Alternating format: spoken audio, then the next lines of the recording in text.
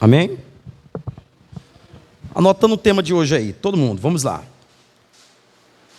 Os acertos finais do Senhor com a sua igreja.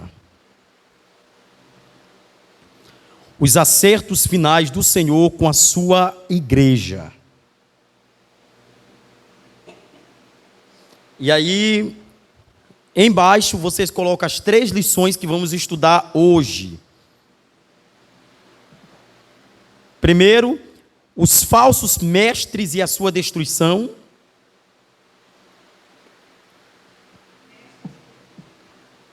Os falsos mestres e a sua destruição. Segundo, os avisos de Deus acerca do conserto e a cegueira espiritual. Os avisos de Deus acerca do conserto e a cegueira espiritual. E terceiro,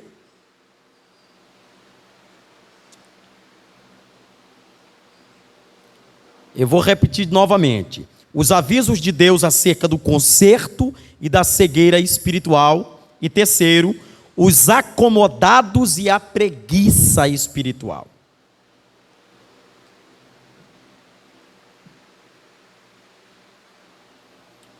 Os acomodados e a preguiça espiritual. Ok? Todo mundo anotou? Pronto. Só para a gente dar início ao nosso estudo, vocês sabem que eu sempre trabalho com temas muito específicos, temas muito diretos, né? E quando Deus me deu esse tema para mim trabalhar, né, porque esse tema foi ministrado por Deus de fato, eu fiquei assim meio que espantado. Por quê?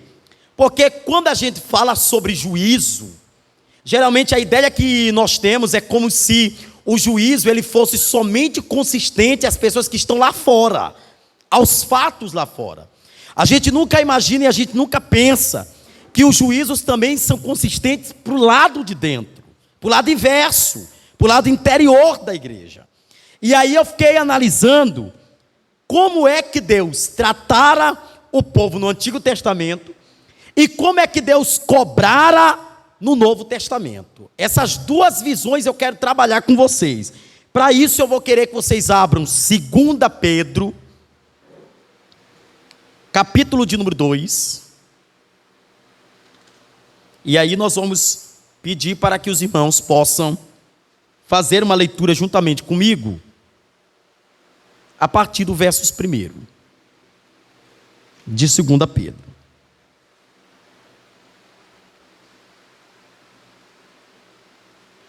Eu não vou ler todo ele, porque ele é grande, mas nós vamos ler alguns versículos chaves, ok?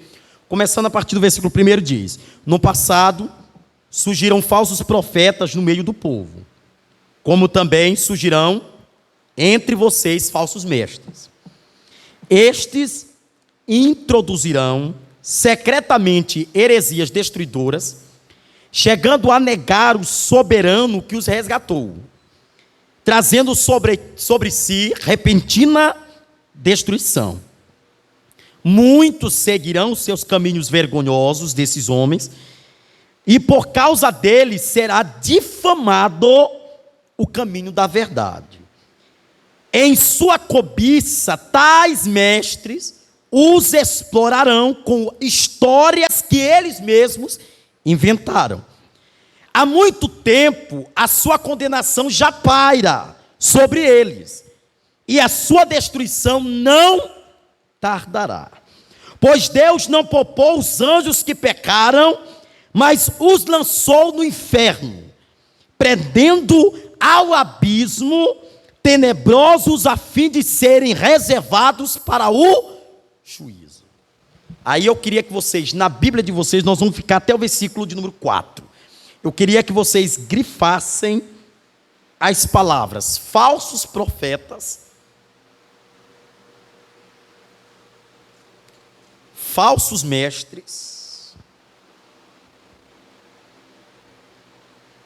as palavras introduzir, que aí já está no verbo conjugado, né? Introduzirão. A frase heresias,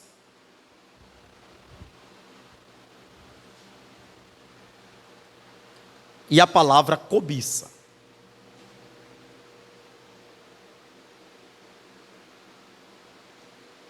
Cobiça, ok?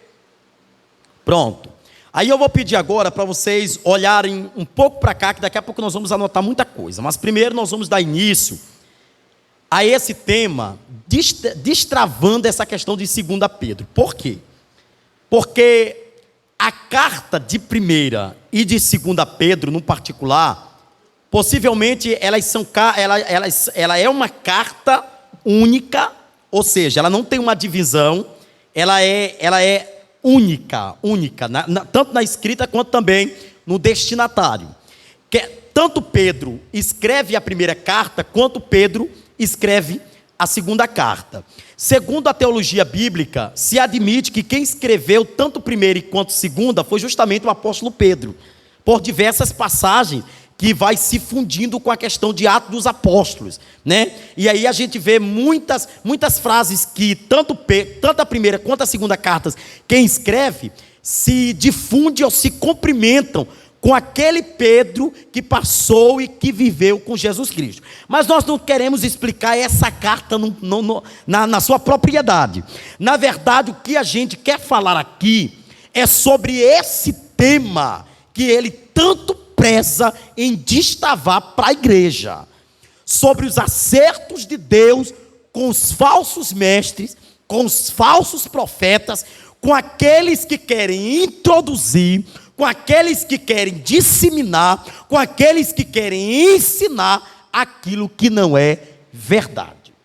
E tão tal que o tema que esse apóstolo tanto preza é justamente o tema que a gente vai prezar aqui hoje no ensino, mas eu queria detalhar algo importante. Primeiro, falsos mestres sempre houve, nunca deixou de ter.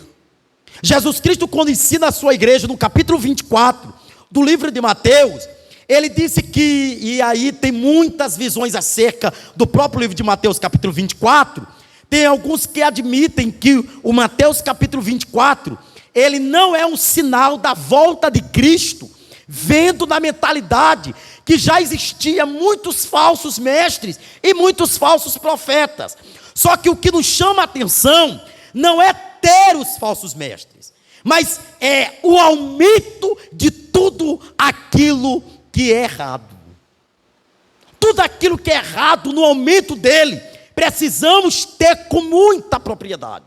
E, aliás, precisamos ter até com muita observação. Porque o que vai começar a ter a partir de agora são falsas heresias, falsos ensinos, ok? Que vão começar a corromper o nosso meio. E aí eu vou pedir para que vocês anotem rapidamente algumas práticas que Pedro dá, porque eu não vim falar sobre o livro dele, eu vim falar sobre o tema, então nós não vamos ficar ficcionados ao livro, nós vamos para o tema. E aí eu queria que vocês anotassem algumas práticas que Pedro cobra para os crentes. Anotem desse jeito. Algumas práticas que Pedro cobra para os crentes.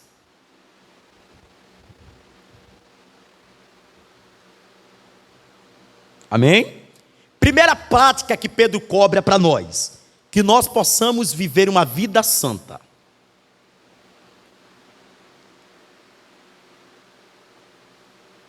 Que possamos viver uma vida santa. E aí é interessante o seguinte: primeiro, olha só, a 1ª e a 2ª carta do livro de Pedro, ela foi escrita, muito provável, é que ela é escrita entre 54 e 68 depois de Cristo. Por quê? Porque se vocês fizerem uma retrospectiva na Bíblia, vocês vão começar a perceber que no livro de Atos dos Apóstolos, quando a igreja houve aquele crescimento vasto, que aí começou a difusão na questão do evangelho, ou seja, o evangelho foi quebrando fronteiras, a Bíblia vai dizer que houve muita perseguição, mas muita perseguição mesmo, principalmente pelos romanos. E houve a necessidade dos irmãos começarem a ser dispersos, ou seja, saírem da sua igreja e saírem dos seus lugares natais e começaram a introduzirem, a estarem em lugares que antes não tinham sido evangelizados ou povoados. Agora veja, quando Pedro, ele manda a carta e ele escreve a carta, ele manda a carta e ele escreve a carta com uma direção própria. Ele escreve e direciona a carta para os judeus convertidos, que estavam dentro da perseguição. Só que quando Pedro escreve, Pedro está observando que no meio daqueles irmãos que foram dispersos pela perseguição, haviam falsos mestres que estavam introduzindo e tirando todo o ensino verdadeiro que Paulo e Pedro tinham pregado para os irmãos que estavam nessa condição. Detalhe importante: quanto mais vem perseguição, mais os crentes têm uma tendência de esquecerem da verdade. Quanto mais prova vem, quanto mais deserto vem, mas nós somos levados a desacreditar da verdade que antes nós fomos ensinados. Olha como é que ele começa. No capítulo 1, não abra. No capítulo 1 de 2 Pedro, Pedro cobra isso da igreja. Pedro está cobrando isso dos crentes. Ou seja, uma vida santa. Ele cobra isso. Aí, ele deixa claro para nós que dentro dessa vida santa, nós temos 3 práticas que nós devemos fazer. Primeiro, em Cristo. Em Cristo. Olha isso aqui, gente. Nós temos uma vida com santidade. Em Cristo. Nós temos uma vida de santidade. Pastor, então o senhor está dizendo o quê? Que eu tenho que viver uma vida santa. Isso. Em meio a toda a corrupção, em meio a toda a mentira, em meio a toda a devastação que está acontecendo no nosso meio, espiritualmente falando, sobre a Bíblia, nós precisamos continuar buscando santidade. Segundo, dentro dessa mesma prática da vida santa, nós somos participantes da natureza divina com Cristo. Toda a relação de Pedro, toda a relação de Paulo como apóstolos, eles não relacionavam a vida de santidade com as suas vidas próprias, eles relacionavam a vida de santidade com Cristo. Quando Paulo diz, olha, sede meus imitadores, ele dá um termo que nós precisamos analisar. Ele diz, sede meus imitadores, como eu sou de Cristo. Eu não sou a base de santidade. Quem é a base de santidade aqui? É Cristo. Mas espera aí, nós temos uma natureza. E aí nós precisamos analisar que dentro dessas 2 naturezas que temos, nós precisamos ver muito bem. Gente, olha para cá, não escrevam nada. Porque agora é o momento de vocês observarem aqui. Nós temos a natureza divina e nós temos uma natureza pecaminosa. A natureza divina, vocês se lembram que quando o homem foi criado lá no jardim, lá no início, no princípio de todas as coisas, vocês se lembram que o termo que Deus utiliza para criar o homem é assim: façamos o homem à nossa semelhança. Quando ele diz, façamos o homem à nossa semelhança, ele coloca uma coisa precisa e importante. Ele coloca o seu espírito que faria o homem ser vivente. Então, o que me parece com Deus é apenas o Espírito que Ele colocou em mim. É isso que se parece com Ele. Mas dentro de nós já temos também uma reação pecaminosa, que é a nossa carne. Agora veja. Nós temos 2 coisas aqui importantes. Lembra do que Paulo escreve no livro de Gálatas, capítulo 5, versículo 23. Ele diz, nós temos a natureza pecaminosa, que vai querer com que a gente faça o quê? Pecado. E aí ele diz, o que ela pede? Imoralidade sexual. Gente, eu estou pregando Bíblia. O que ela preza? A ira, o egoísmo, facções, dissensões e coisas similares. Ou seja, coisas iguais, referentes a isso. Sobre tudo isso, Paulo está dizendo, Tudo o que vocês praticarem na carne, vocês estão baseados sobre a lei. Eu acho que não tem um livro para travar mais isso do que o livro de Romanos. O livro de Romanos, Paulo trata isso com muita maturidade. Aí Paulo está dizendo assim, olha isso aqui, gente. Nós não podemos ter uma vida santa estando baseado no ato da carne. Sabe por que nós temos muitas pessoas que se desviam com facilidade? Sabe por que nós temos muitos crentes desanimados espiritualmente? Porque eles não querem ser sustentados pela palavra. Eles não querem buscar o Espírito. Eles não querem buscar o crescimento espiritual. O que é que eles querem? Mais ou menos isso aqui. Eles querem buscar o Espírito para satisfazerem o seu momento emocional. Pessoas que querem buscar o Espírito Santo para serem prova do resultado daquilo que elas almejam na parte emocionais, elas serão frustradas. Por quê? Olha isso aqui, é choque, irmão. Isso aqui que é, ó. A Bíblia nunca vai me bater se eu não tiver prática. Paulo está dizendo isso aqui.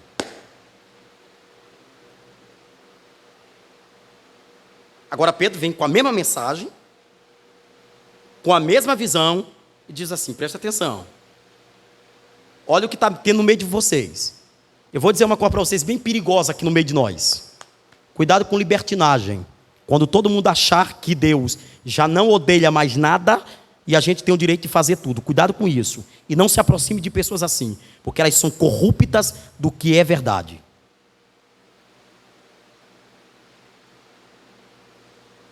A primeira coisa que elas querem achar é que tudo é normal.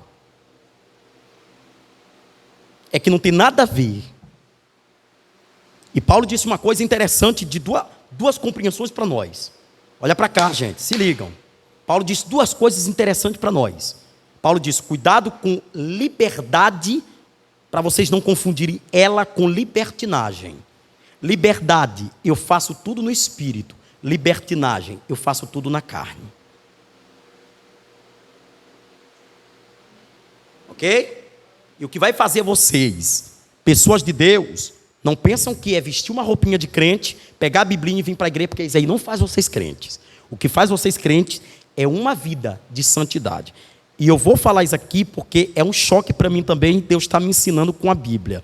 Uma vida de santidade não se resume em um culto. Uma vida de santidade se resume quantas vezes tu lê tua Bíblia, quantas vezes tu ora e quantas vezes tu te aproxima de Deus. Isso é vida de santidade. Ok? E detalhe, Pedro escrevendo, eu queria que vocês analisassem comigo isso aqui. Abram aí, 1 Pedro capítulo 1.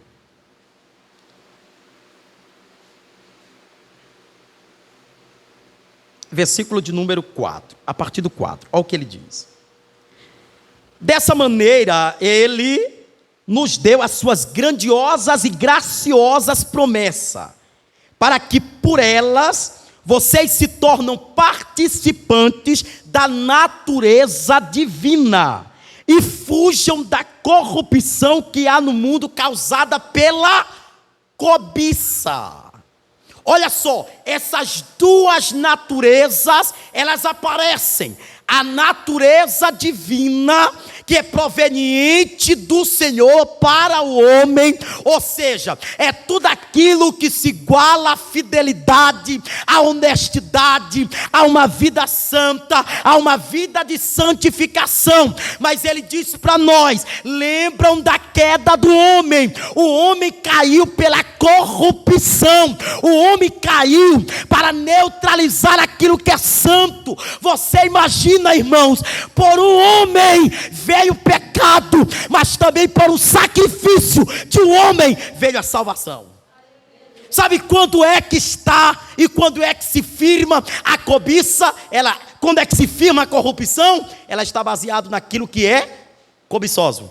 Interessante. Vamos descobrir algo? Sabe por que chamamos algumas pessoas de corruptas? Por causa da cobiça. Elas têm, mas elas querem ter mais. E detalhe, a cobiça não é só para quem está na rua, ou para quem está lá fora.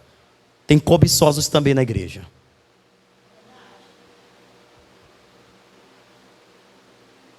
Mas eu queria cantar igual ela. Mas eu queria ter a unção que ela tem. Mas eu queria pregar igual ele. Eu queria ser igual ele. Tem pessoas cobiçosas espiritualmente que estão trancofiadas dentro desse sentimento de rivalidade com o outro e nunca compreenderam que o que Deus tem para você é único, é individual. Você não precisa ser e nem ter o que o outro tem e nem ser o que o outro é. Você é único. A forma que eu prego é única, é minha. A forma como eu faço meus esboços é único, é meu. A forma como tu prega é teu, é um particular seu.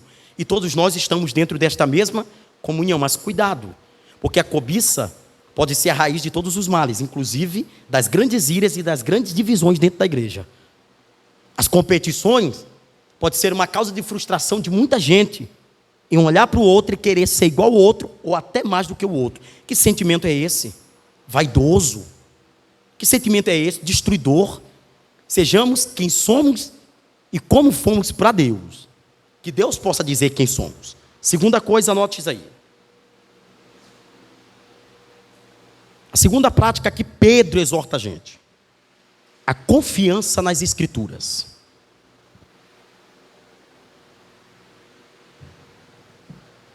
Vamos ler o versículo 16.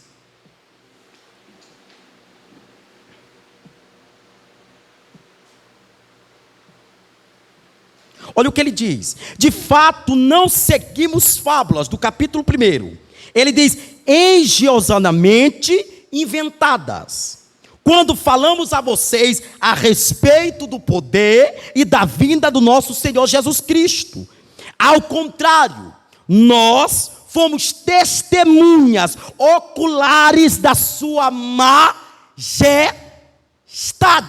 O que é que Pedro está dizendo para nós? Não confie em pessoas que não têm experiência.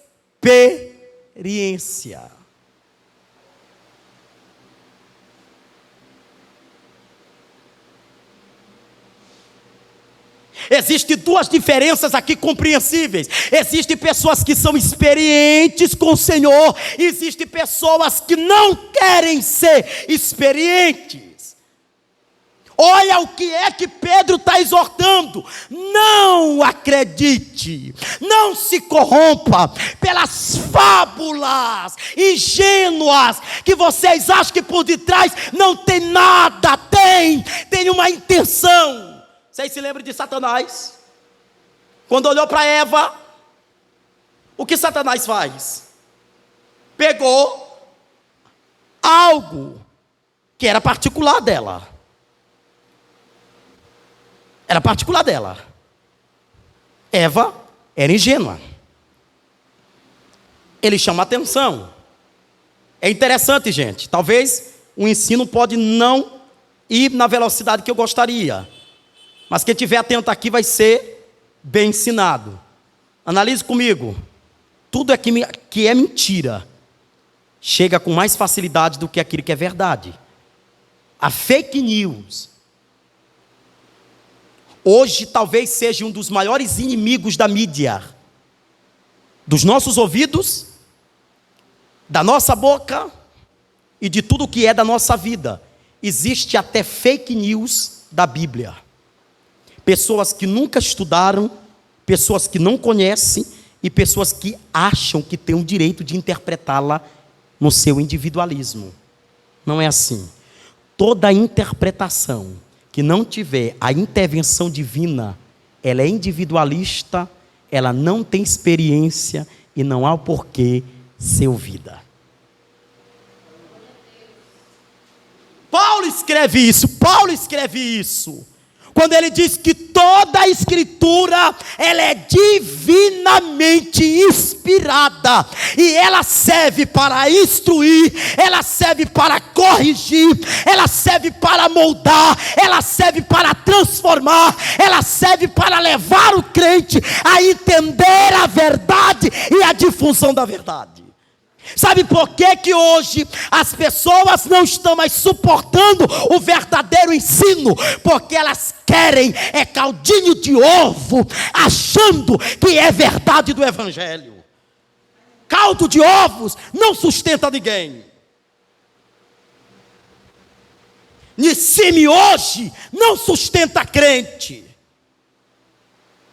Você acha que vir ao domingo te sustenta como crente? Não te sustenta. Porque eu tenho visto resultados aqui dentro da nossa igreja. A falta da compreensão espiritual tem levado muitos a não priorizarem o que deveria priorizar. Sabe qual é a mentalidade de Pedro? Eu estou preocupado. Os irmãos estão dispersos.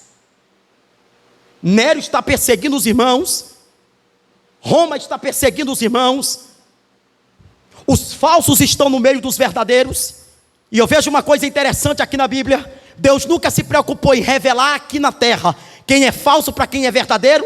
Deus nunca se preocupou com isso, porque Deus disse uma coisa interessante: joio e trigo estão no mesmo lugar, não tem ausência de nada, mas a revelação, a explicação, a separação é feita no dia do juízo. E por isso é que Pedro tanto está introduzindo para nós aqui, que nós precisamos ter práticas para que a gente possa identificar quem é quem, para quem não é. Porque o falso está no meio do verdadeiro e está contaminando o verdadeiro.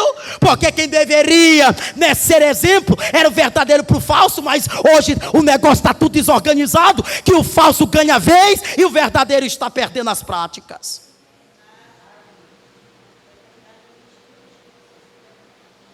E aí nós não estamos mais sabendo como fazer isso aqui, como separar, saber identificar. E Jesus Cristo disse uma coisa muito interessante, gente. Eu estou inspirado aqui por Deus, porque tem coisa que não está anotada, mas tem coisa aqui que está vindo aqui agora, nesse momento. Conhecereis a árvore pelos frutos. Conhecereis as pessoas pelas práticas, pelos seus comportamentos. Vejamos. Capítulo 3. Versículo 1 e 2. Ainda a confiança nas Sagradas Escrituras.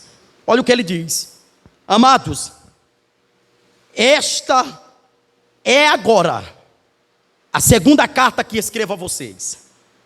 Em ambas quero despertar com estas lembranças a sua mente sincera, para que vocês se recordem.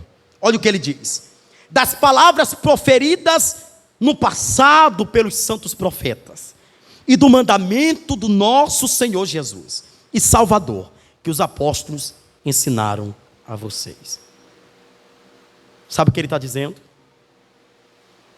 O tempo pode querer tragar as lembranças do verdadeiro ensino. Sabe qual era a luta?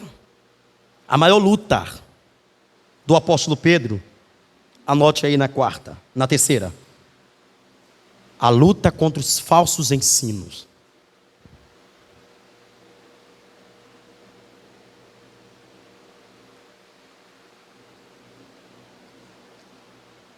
Eu vou falar uma coisa para vocês. Os seguidores dos antibíblicos estão batendo o teto de milhões. Um dia desses, eu ouvi uma mensagem de um rapaz jovem, né, como eu também, mas levado à heresia. Ele disse que nós temos o mesmo valor de Jesus Cristo. Eu olhei para ele, eu disse: menino, se Paulo ouvisse um negócio desse, se Pedro ouvisse um negócio desse. Sabe o que Pedro está dizendo para nós?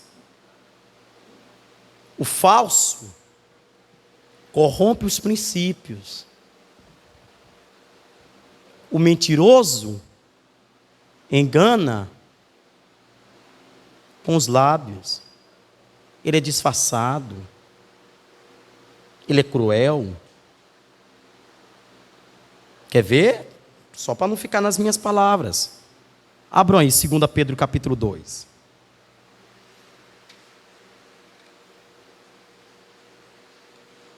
Eu não vou ler todo porque é o que a gente está falando aqui. Mas olha o versículo 14. Quem são eles?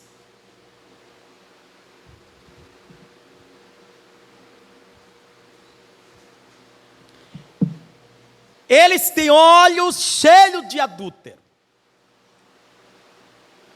Nunca pararam de pecar. Iludem os instáveis e têm o coração exercitado na ganância. Isso aqui é forte, minha gente. Malditos. Eles abandonaram o caminho reto e se desviaram, seguindo o caminho de Balaão, filho de Beor. Está vendo? Que amou o salário da injustiça. Sabe o que é isso? É duro. Mas os falsos são malditos. Mas os insensatos são incoerentes. Sabe o que eles querem? E olha que a gente não começou nem o nosso estudo. A gente só está dando uma palhinha aqui. Porque eu vou já botar você para identificar quem é falso para o verdadeiro. A ganância, o abandono, faz com que eles corram atrás de pessoas inconstantes. Sabe o que eu fico olhando, queridos? Tanta gente querendo se congregar em casa e achar que a palavra tem que ir até a casa dele. Conversa fiada, rapaz.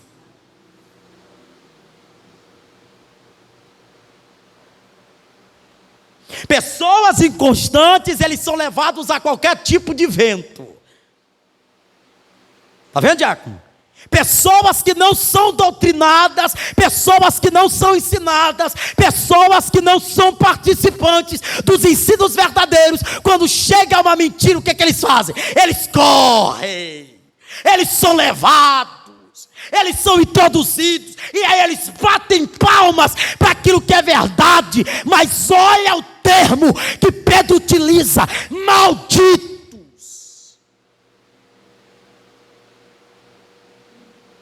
Que corrompem a mente daqueles que estão inconstantes, daqueles que são imaduros. Sabe por que eu estou dizendo isso daqui, amados? E eu gostaria que vocês estivessem no mesmo equilíbrio de ouvir, do jeito que eu ouvi, porque essa palavra maldito é uma palavra forte, é um termo forte. Como se Deus estivesse tão zangados com a forma como nós estamos sendo levados.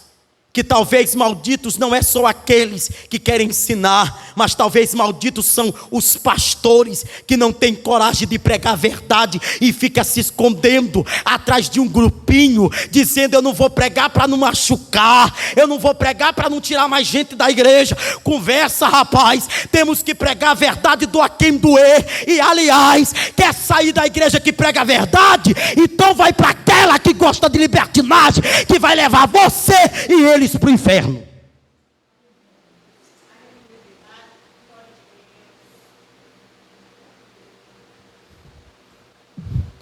Não sou eu que estou dizendo. Fiquei analisando essa expressão malditos e eu fiquei: meu Deus do céu, peraí. O Antigo Testamento tinha falso. Mas você vê como é que a Bíblia é tão séria, é tão própria, é tão madura, que ele diz assim: olha, no Antigo Testamento existia falsos profetas. No Novo Testamento, pela ausência dos profetas, nós temos falsos mestres. Por quê? Porque no Antigo, quem direcionava, quem ensinava, quem orava, quem intercedia, eram os profetas. Sabe qual a atacada bonita que Jeremias dá no povo? Sabe o que Jeremias diz? Ei. Cuidado com aquilo que vocês estão vivendo. Quem diz isso? Jeremias, irmã Diaconisa. Sabe o que Jeremias diz? Olha os falsos profetas. Eu vou dizer quem são os falsos profetas para você, mas eu vou já identificá-los na Bíblia, para você não se perder. Eu vou lhe dizer, são os verdadeiros mau caráter, que aplaudem quando se deveria a igreja estar no lugar da humilhação. Aí sabe o que eles dizem? Está vindo vitória. Sabe o que eles dizem? Deus é contigo. Sabe o que eles dizem? Vai ter resultado de bênção. São falsos. Lembra de Jeremias? Quando viu o povo sendo castigado, qual foi a posição de Jeremias, irmã Karina? Foi dizer: porque os falsos profetizam do seu coração, introduzem no meio do povo que há paz quando eles estão em guerra. Pelo amor de Deus, minha gente. O que mais temos no nosso meio é falso profeta dizendo: vai melhorar, irmão. Jesus está vindo com vitória. Tu abre o Instagram, tu pega o Facebook, que tu tem mais. É um monte de conversa fiada de gente falando em língua e dizendo: Jesus vai te dar a chave. Jesus vai humilhar quem te humilhou. Como coisa que Jesus está preocupado é com isso nos últimos tempos. Para mostrar para alguém que tu está exaltado ou para mostrar para alguém que tu está honrado. Sabe que Jesus está preocupado? É de convencer você e convencer aquele que pecou e aquele que errou igual a você. Ou talvez não como você, mas diferente de você. Levar você a entender que estamos caminhando para o final. E caminhando para o final é conserto, caminhando para o final é ajeitar, caminhando para o final é rever, caminhando para o final é ser orientado. E temos muita gente dizendo: está vindo vitória, está vindo bênção, mas ainda tem profeta de Deus, como eu e você, que ainda diz para alguém que está no pecado: se converta e busque a justiça, porque Jesus está voltando. Agora detalhe, sabe por que no Antigo tinha falsos profetas e no Novo Testamento tem falsos mestres? Porque a autoridade estabelecida por Deus diante dos profetas é a mesma autoridade de Deus estabelecida para os mestres. Porque a diferença é só uma, é que o profeta, ele é o mensageiro de Deus para uma nação, para um povo. O mestre, ele ensina, ele introduz. E talvez o maior perigo não é daquele que é profeta, mas daquele que é mestre. Sabe por que eu ensino todas as quartas-feiras aqui? E até hoje, durante os 8 anos, vamos caminhar para 9 anos, nós nunca tivemos uma falha do culto doutrinário, nunca, nunca. E cada dia mais é uma água mais profunda que estamos mergulhando. Sabe por que o maior interesse meu é sempre prezar por essa pregação, por essa palavra e por esse ensino? Porque daqui a pouco, o que nós vamos ter de jovens, quando eu digo jovem, eu não estou falando de idade, eu estou falando de inexperientes no espírito, querendo tirar vocês do foco do verdadeiro evangelho, não vai estar para contar no gibi, é muitos. Menino está indo para a igreja fazer o quê, menino? Perdendo tempo. Rapaz, quarta-feira é dia de lazer. Eu, pelo menos, eu vou me divertir. Estou nem aí. Não te preocupe. São estáveis. Desculpa, mas não sei o que estou falando, é a Bíblia. São incoerentes. São os dados a qualquer tipo de vento. O mestre tem que ter cuidado. Nós estávamos aqui na escola bíblica dominical, eu nunca me esqueço. Nós estávamos falando sobre o papel do pastor, tá até lá no nosso canal da igreja. E a irmã Maria me fez uma pergunta: meu pastor, o senhor acredita que hoje eu estou sabendo diferenciar o pastor do mestre? Somente hoje, minha vida todinha eu confundi pastor e mestre. Eu disse: não, pastor, ele só serve para apacentar. Pastor mestre serve para apacentar e ensinar. Agora, detalhe, não vamos confundir apacentamento, tá bom? Porque apacentar é direcionar caminho, com babar, que o pastor não é isso. O pastor, ele ensina caminho. Ele direciona caminho. Tá bom? Olha como é que Paulo... Gente, eu estou aqui numa inspiração divina. Olha o que Paulo disse. Quando Paulo olha para Timóteo, Paulo vê um jovem inexperiente. Aí Paulo diz assim: cuidado com os desejos da tua mocidade. Ainda não dá para ser obreiro.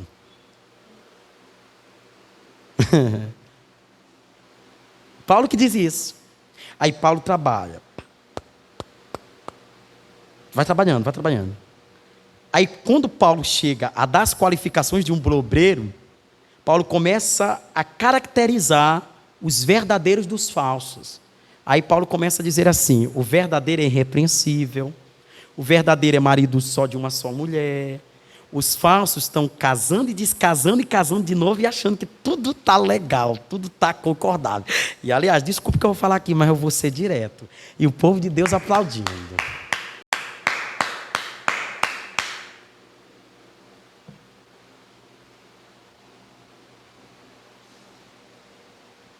Aí sabe que Paulo dá uma atacada? Paulo diz assim: o obreiro aprovado, porque essa palavra obreiro aí é serviço, aquele que está no serviço. O obreiro aprovado, ele precisa primeiramente, dentro da palavra irrepreensível, ele diz, manejar a palavra. Sabe por que Paulo diz que a primeira característica de um obreiro é manejar a palavra? Porque a ausência dela vai colocar eu para acreditar em heresias e fábulas e culto de história. Eu preciso manejar. E quem maneja não é quem carrega, é quem sabe usar no momento certo e na hora exata. E detalhe, a palavra também é um dos frutos do Espírito. E é uma das capacitações de um bom soldado. Quando Paulo escreve a carta aos Efésios, no capítulo 6, ele escreve no versículo 17, dizendo que a palavra é a espada do cristão. Ela tem que estar posicionada no lugar certo. Espada precisa estar na sua mão. Ok, gente? Mas veja comigo. Quantos estão tomando a frente e são inexperientes? O apóstolo Paulo dá o conselho: não coloque ninguém no exercício do ofício sendo menino na fé. Porque o menino na fé, escuta aqui,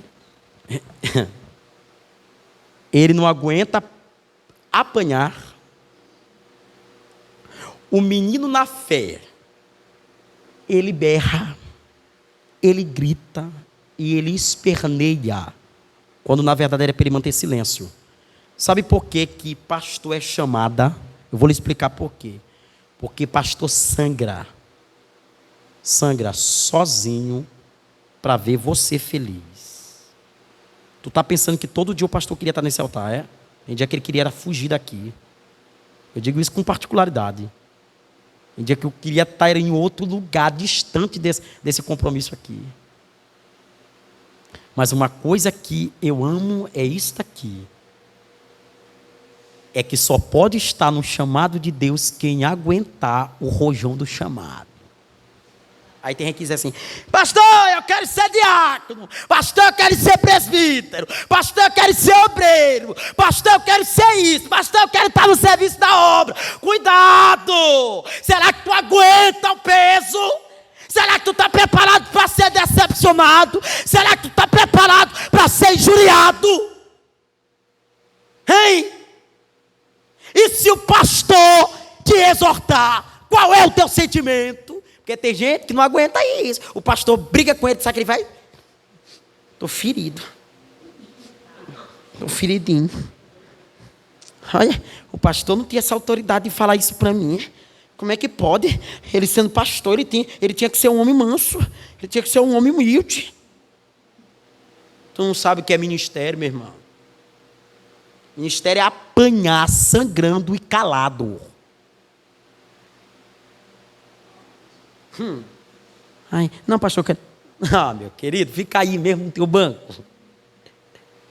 Fica aí e faça, ao decorrer do tempo, a obra que Deus tem para a sua vida. Não almeje estar aqui.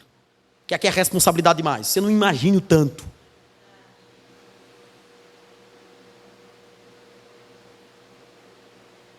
Ok? Sabe por que nós não temos hoje pessoas fortes na igreja? Porque nós temos pessoas feridas emocionalmente. E pessoas feridas emocionalmente, elas nunca poderão receber uma palavra, porque tudo para elas machuca. Elas saem de uma igreja ferida, quando elas chegam aqui, que o pastor fala a verdade do evangelho, elas dizem assim, ó, tu viu? Tu viu? Tu não viu não? Aquela indireta foi para mim, ferida. Por isso que toda vez que eu estou pregando, eu digo logo, irmão, não é indireta, é direta, é para você mesmo. Porque para a gente não ter mais problema com o crente. Para ele entender. Porque o dia que você estiver aqui, que Deus estiver me exortando, eu vou ficar caladinho na minha e vou só glorificar. Jesus, me trata, pode dar-lhe. Que servo apanha, servo não grita, servo apanha. E ele apanha, engraçado. E a forma como Deus nos bate é tão particular que é uma forma que só a gente sente e é individual. Você apanha com a Bíblia e você sabe que é com você, mas ninguém sabe. Você sabe, você está dizendo, oh meu Deus, é desse jeito, papai. Eita Deus. Ah, papai, eita Senhor. Ô papai do céu, meu Deus do céu. Aí você apanha 40 minutos de pregação. Quando dá dos 40 minutos que você vai para casa, você apanhou bonito. Mas no outro dia pode ver. Aí aqui é que está diferente. Repreensão para exortação. A repreensão, ela endurece o coração. A exortação, ela modifica e transforma pessoas para serem melhor. Quando Deus exorta o crente, Ele quer fazer com que amanhã tu perceba que o que tu estava fazendo, e como tu estava andando, e como tu estava pensando, e como tu estava falando, e como tu achava que ia dar certo, estava tudo errado. Era caminho tortuoso. Quem era Balaão?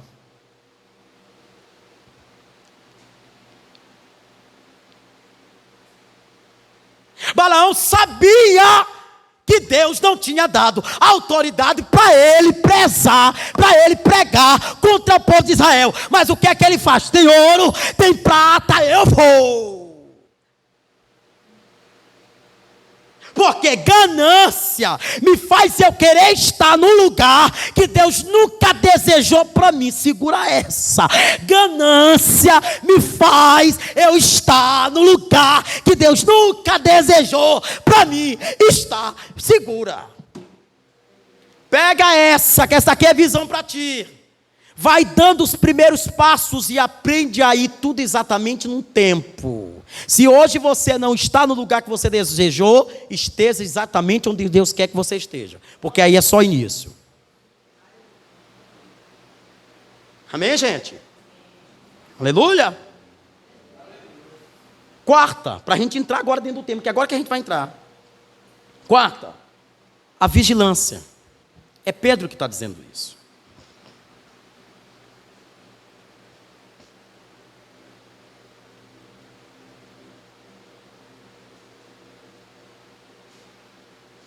Agora escute. Eu posso perguntar algo para a igreja? Uma pessoa que está dormindo espiritualmente e cega espiritualmente, o que acontece com o coração dela? O coração fica endurecido. Israel tinha poder de Deus, Israel tinha experiência com Deus, Israel tinha provisão de Deus. Mas o coração de Israel estava endurecido.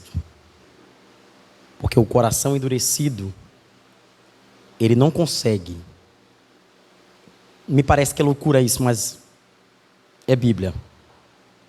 Um coração endurecido não consegue ouvir a voz de Deus.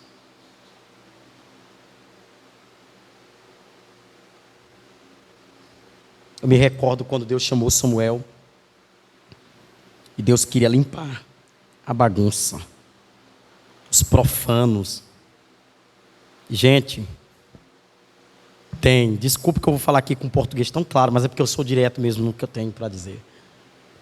Nós temos adúlteros no altar de Deus. Nós temos profanos, prostitutos, pessoas que estão aqui. Que, né, quando eu falo aqui, eu não menciono apenas esse altar, eu estou falando no altar de todas as igrejas que deveriam ser limpas, que deveriam ser algo tão minucioso, uma escolha tão criteriosa. Nós estamos chamando todo tipo de imundícia para alimentar o rebanho, Teve uma pessoa que já me perguntou sobre isso: meu pastor, por que o senhor não convida as pessoas para pregarem? Porque o meu maior cuidado é que alimento essas pessoas vão trazer. Será que elas não vão trazer um alimento que vai corromper os princípios da congregação? Será que elas não vão trazer as suas ideias tolas, insensatas, e vão querer introduzir como verdade no nosso meio? Então é muito melhor vocês conhecerem um pastor de vocês, que prezam pelo ensino, do que vocês receberem uma palavra que não é da Bíblia. Sabe por que eu amo o apóstolo Paulo? Porque o apóstolo Paulo diz para nós assim: é melhor eu falar no português claro, palavras que são compreensíveis, do que eu falar em língua e vocês não compreenderem nada. Ou seja, o que não se entende não se muda. Se você não entende algo, você nunca vai mudar. Ora, eu vou dar um exemplo aqui. Nós temos a irmã Carla. Quer ver algo importante? A irmã Carla trabalha com salgados, né? Irmã Carla, como é que a senhora sabe que seu produto é bom? Hein? Ah, pronto, ó. O povo prova e diz assim: oi, irmã Carla, que belo trabalho. Como é que eu posso dizer que o alimento que alguém vai trazer aqui é bom, se eu não provei?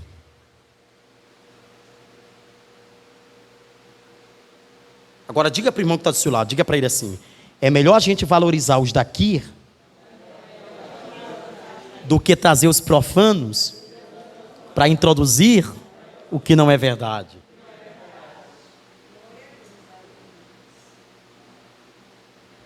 Tu sabe quantas? Eu vou falar isso aqui, gente, porque é particular meu.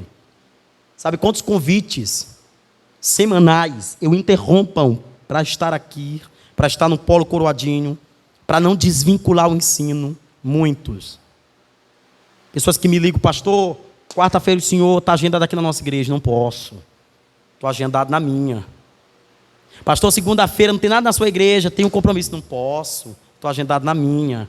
Porque se a gente não valoriza um polo que é da nossa igreja, nós vamos começar a abençoar outras igrejas e não compreender que o primeiro amor não pode ser os de fora, mas os de dentro.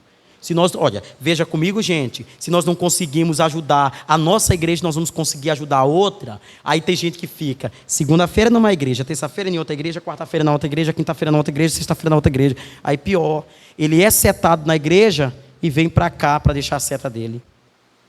Ele podendo estar aqui e não ser setado, estar ajudando, cooperando na obra de Deus. Amém? Agora anotem que essa daqui é de Deus. Pode perguntar, meu filho.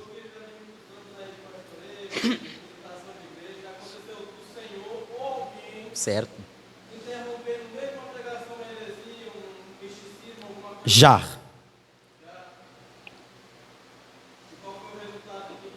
O resultado foi cruel.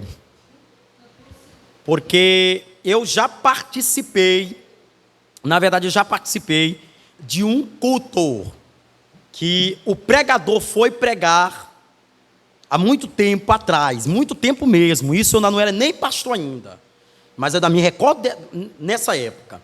O pastor foi pregar e ele pregou distorcido toda a pregação. O pastor da igreja pegou o microfone, tirou ele da ausência daquele púlpito e mandou ele sentar. Mandou ele sentar. No primeiro momento eu achei aquilo terrível, mas depois Deus me fez eu compreender, porque foi 40 minutos ele introduzindo o que é mentira. Por que tu está fazendo essa pergunta? Sim. Sim.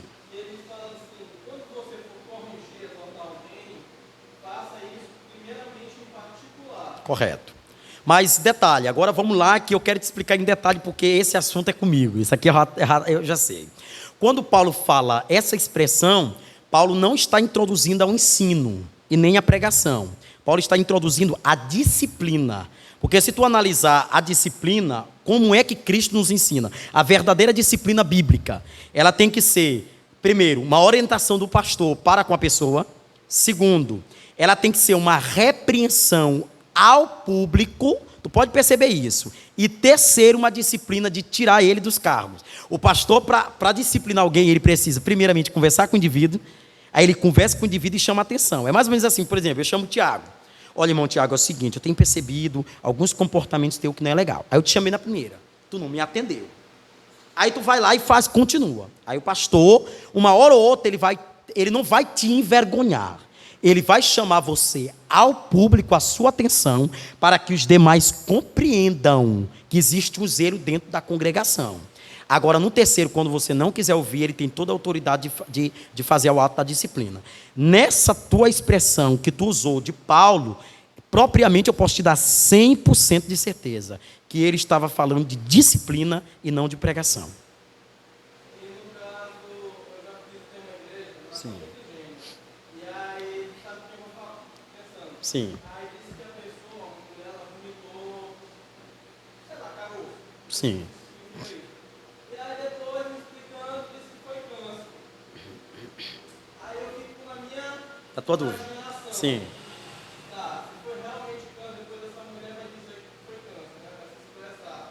E até agora, eu vi que uma outra vez ela estava lá, perguntei para ela, ei, tá tudo bem com a senhora, não sei o quê, tá, foi realmente curada do câncer? Ela disse não. Eu fiz o diagnóstico, eu não fui diagnosticada positivamente, negativamente, né? Aí eu me lembrei, eu estou perguntando isso Certo. porque eu vi isso acontecendo e eu me lembrei lá de Atos, na situação de Paulo e Bernabé, Correto, sim. sobre o sacerdote Júpiter, quando Sim. Paulo e Bernabé levantam o poço, né? Sim, sim. Depois os sacerdotes ficam dizendo, não, vocês são deuses, os deuses estão presentes aqui, né? Correto, sim. Vamos adorá-los, aí eles, no meio de todo mundo, eles rasgam Correto, as vestes e isso. Em relação à umidade. porque, tipo assim, eu acho que até comentei isso essa semana lá com a Testemunha de Jeová. É muito difícil, numa mesma pregação, tu chegar a fazer essa ação, pegar o bloqueio. Eu posso te dizer isso, eu posso falar isso aqui, isso. Eu posso te dizer que para você fazer isso, você tem que estar muito bem instruído pelo Espírito Santo. Porque geralmente essa cobrança ela está em relação a quem está na frente do trabalho, né? Por isso é assim que eu até quero ensinar vocês. Claro, né? O dia que vocês, eu sempre faço isso aqui. Eu, por exemplo, se alguma pessoa dá, porque nós não temos uma máquina na nossa mente que a gente conhece a Bíblia. Nós não temos isso, né? Tem hora que tu está pregando aqui que às vezes tu dá um vacilo numa fala tua, mas foi sem querer, porque, irmãos, aqui é muita pressão. Os irmãos ficam te olhando e tu tem que levar a mensagem, e aquilo fica muito pressionado. Então, às vezes, tu fala uma coisa que não é fácil.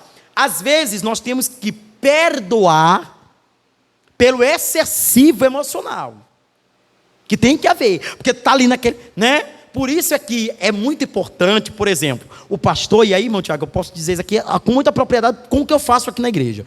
É muito importante o pastor fazer com que a igreja conheçam os próprios membros, e os próprios membros olharem a sua igreja e não olharem diferente. Porque quando eles forem convidados para outra, eles vão saber que eles foram bem ensinados aqui na casa. Não, o pastor me ensinou. O pastor, né, me deu a oportunidade para me levar a mensagem, primeiramente para a nossa igreja, para eles nos conhecerem.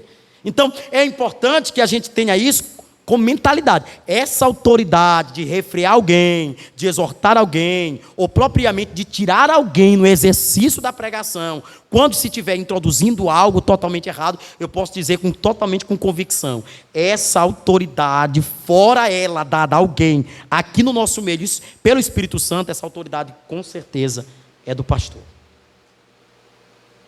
Eu não sei... Eu estava pensando, irmão Tiago, que tu ia falar de algo que aconteceu recentemente agora. Estava pensando que tu ia fazer isso aí. Mas, não, né?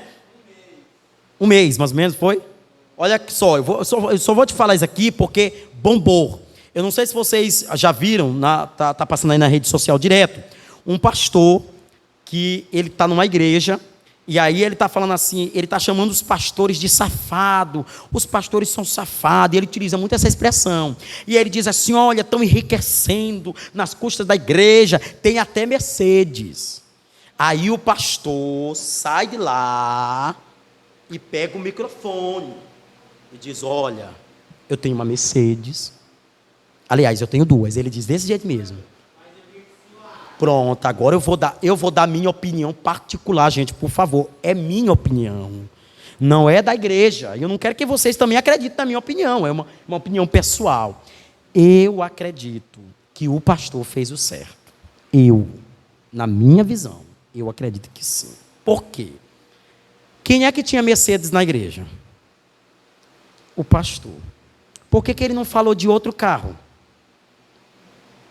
Porque se vocês analisarem, hoje, nós estamos falando do século 21, a Mercedes é o carro muito menos desvalorizado do que uma Hilux, do que uma SW4.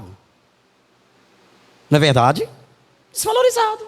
Quando a gente olha como carro, a gente bota. Só que tu percebe que o que machucou, Felipe, o pastor, ou a integridade do pastor, não foi ele mencionar o carro do pastor. Foi as frases. Porque quando você diz assim, safado, tu não vê um texto bíblico que menciona, nem apóstolos, nem a Bíblia chamando alguém de safado.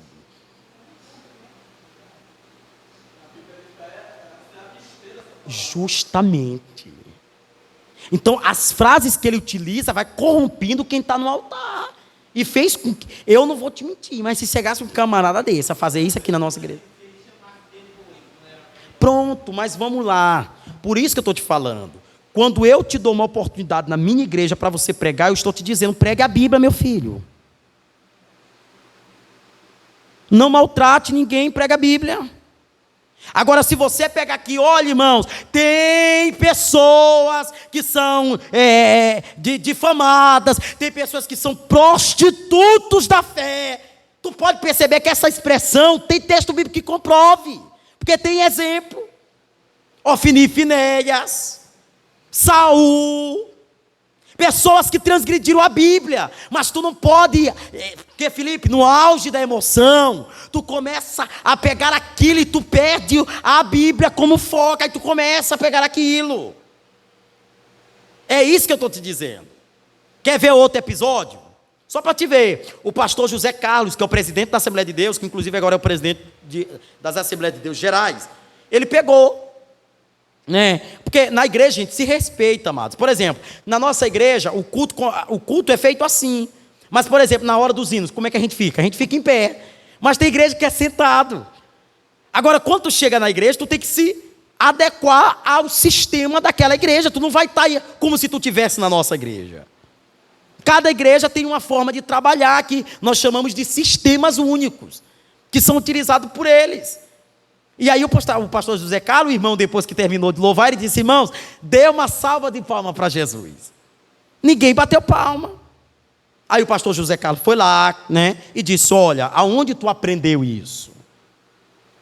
Porque na nossa igreja nós não temos costume de bater palma. Mas você percebe que é algo particular da igreja, gente. Aí tem um monte de gente lá que está comentando. Ah, porque o pastor fez errado. Ah, porque... Não, querida, é o sistema da igreja, você tem que se adequar.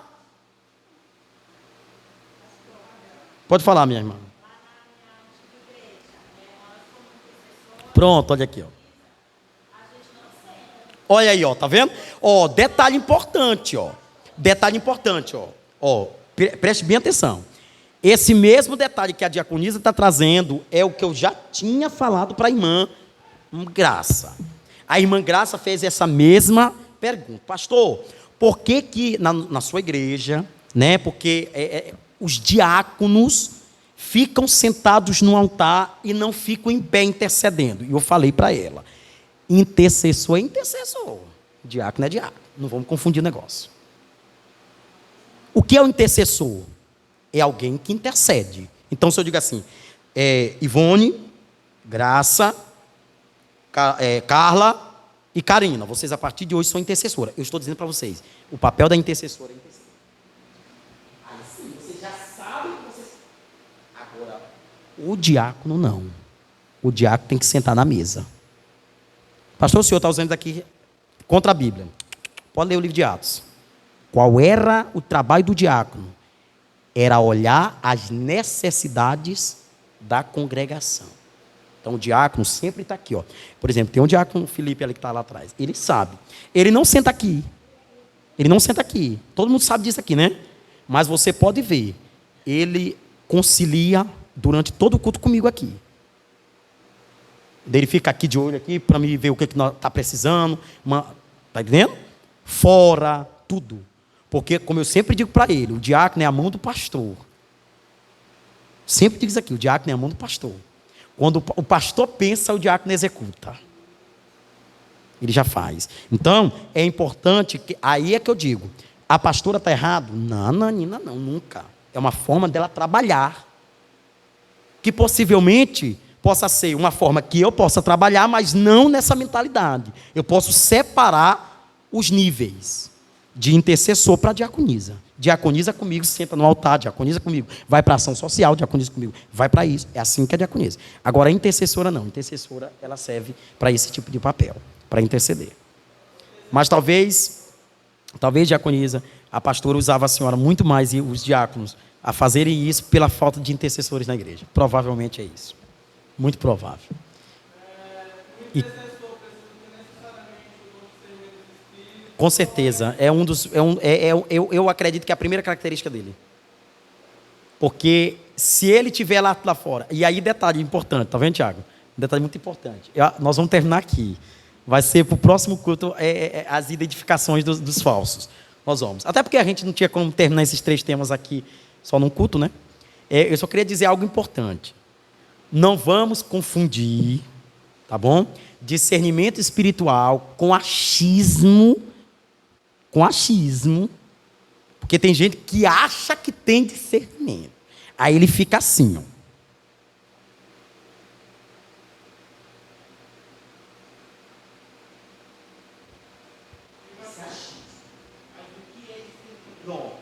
Discernimento é uma prática, tá bom? É uma prática que eu posso dizer, vinculado ao dom espiritual que faz com que você identifique o que é certo e o que é errado. Agora, quando eu digo é uma prática, eu estou dizendo que ela diferencia de cada indivíduo. Cada um tem uma forma de identificar o que Deus, né, o que é verdadeiro para o falso. Por exemplo, quando é que eu sei que alguma profecia está errada? Quando é que eu sei? Quando a pessoa vai dizendo tudo o que geralmente Deus não me fala. Felipe, eu sei quando o Espírito Santo fala comigo, porque ele tem uma frase que ele utiliza para falar comigo que é própria dele. Ele me chama de algo que é meu, é só eu e ele. Quando alguém me chama diferente, aí tu já começa. Primeiro, como tu identifica aqui dali? O discernimento. Quando tu sabe, eu estou falando mais na questão da profecia, né? Quando tu sabe que aquilo que a pessoa está falando não é consistente ao que tu vive. Por exemplo, se tu não ora, ele diz assim, homem, eu tenho visto a tua oração. Não tem visto nada se tu não ora. Como é que Deus tem visto? Ele não pode se contrariar. Então, já aconteceu isso comigo. Da pessoa chegar aqui e dizer assim, homem de Deus, tenho visto tu na madrugada. Eu tinha passado um mês sem orar de madrugada. Aí eu fiquei assim, aí eu não envergonho ninguém, você sabe, né? Que eu não envergonho ninguém, mas o meu jeito denuncia a coisa errada. Eu fico logo na minha aqui. É claro, eu não recebo.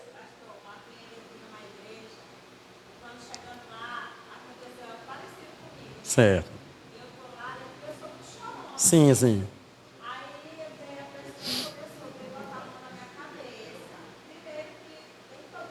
Correto. É uma área muito precisa.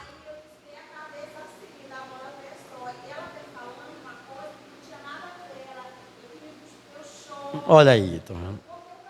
E não tinha nada a ver com isso. Tá vendo? Justamente. Tá vendo? Por isso que eu estou dizendo, a parte emocional ela pode ser prejudicial. Ela pode ser prejudicial. Tá vendo, Felipe? E aí nós não podemos confundir, porque o discernimento de espírito é algo para te identificar, mas é próprio teu. Por exemplo, quando é que tu sabe que é de Deus? É um arrupio. Mas eu sinto arrupio quando é de Deus. Então já é uma forma de tu identificar algo. Por exemplo, quando eu sei que alguém está no mistério que não é de Deus, eu sinto algo estranho. O clima fica tenso. Aí eu já sei identificar. Aí isso, uma opressão, justamente. Aí eu já sei identificar. Entendeu? Mas claro, é individual de cada um. Cada um tem uma forma prática, né? Meu filhão.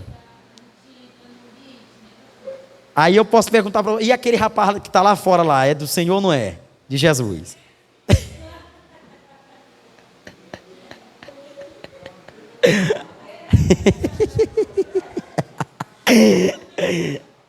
Amém? Alguém quer falar mais para a gente ir embora? Vamos falar. Sim. Sim, sim. Desacreditar, né, meu filho? Como eu digo, tipo, com a minha esposa. Eu não chego na igreja para ficar olhando irmã. Sim, sim. Ou seja, eu adoro. Tipo, ela fica reclamando comigo até, tipo, tira uma foto minha eu cantando. Eu estou usando para estar cantando, eu não estou adorando o Senhor.